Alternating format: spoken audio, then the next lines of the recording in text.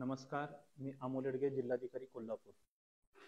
काही न्यूज चॅनलवरती कोल्हापूर जिल्ह्यातील राधानगरी मतदारसंघामधील बर्गेवाडी मतदान केंद्रावरती ईव्हीएम मशीनबाबत चुकीची बातमी प्रसिद्ध झाल्याचं आमच्या निदर्शनास आलेलं आहे.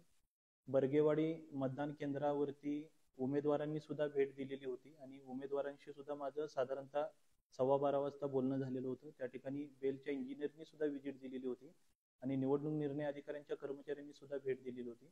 बर्गेवाडी मतदान केंद्रावरती सकाळपासून सुरळीतपणे मतदान सुरू आहे आणि न्यूज चॅनलमध्ये ज्या पद्धतीने सांगण्यात आले की एक ईव्हीएमचं बटन दाबल्यानंतर दुसऱ्या ठिकाणी मत जातं, असं कोणत्याही प्रकारची परिस्थिती त्या ठिकाणी नाही. याची खात्री सर्व टीमने केलेली आहे आणि उमेदवारांना सुद्धा त्या पद्धतीने बोलणं झालेलं आहे. माझं सर्वांना आव्हान आहे की कृपया चुकीची बातमी कुणी पसरवू नये आणि न्यूज चॅनलवरती प्रसिद्ध झालेली बातमी पूर्णपणे चुकीची आहे. धन्यवाद.